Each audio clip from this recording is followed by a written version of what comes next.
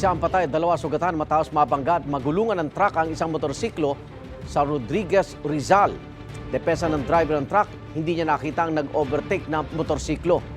May unang balita si EJ Gomez. Sa kulungan ang bagsak ng 50 anyos na truck driver sa Rodriguez, Rizal matapos umanong takasan ang nabangga at nagulungang motorsiklo noong linggo. Patay ang 22 anyos na babae na isa sa 3 sakay ng motorsiklo. Nagtamo naman ng bali sa iba't ibang parte ng katawan ang rider at live-in partner ng nasawi. Sugatan din ang babaeng kaibigan ng mag-live-in partner. Ayon sa pulisya, ihahatid lang sana na mag-live-in partner ang kanilang kaibigan sa Rodriguez nang mangyari ang aksidente sa kahabaan ng A. Mabini Street sa Barangay Burgos. At nakasabay nga itong motor na 3 ang pasahero kung saan ay nasagi ito ng malaking truck. At hindi napansin itong truck at nagdire-diretso lang to, hit and run to. Iniwanan lang niya, hindi to naggrabe pala yung babae kasi tumaob sila. Tumalsik yung motor.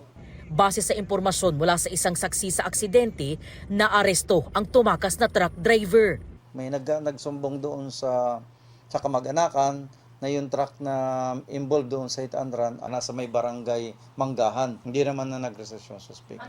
Ayon sa truck driver, pabalik siya sa barangay Manggahan matapos mag-deliver ng graba sa Cavite. Umovertake daw sa kanya ang nakamotorsiklo. Umovertake po yun sa kanan ko. Dahil nga po malaki yung truck, hindi ko kaagad napansin. Yung single po yan na umovertake sa tagiliran ko.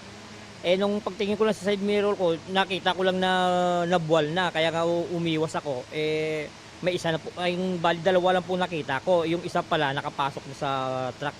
Paliwanag naman niya kung bakit siya tumakas. Biglaan din po ako dahil first time ko lang po kasi na nagka-encounter po ng ganun. Humingi ako ng sa kanila na hindi ko naman sinasadya, hindi naman namin kagustuhan yun. Mga reklamong reckless imprudence resulting in homicide, multiple physical injury, damage to property, and abandonment of one's own victims ang isasampa sa suspect. Ito ang unang balita.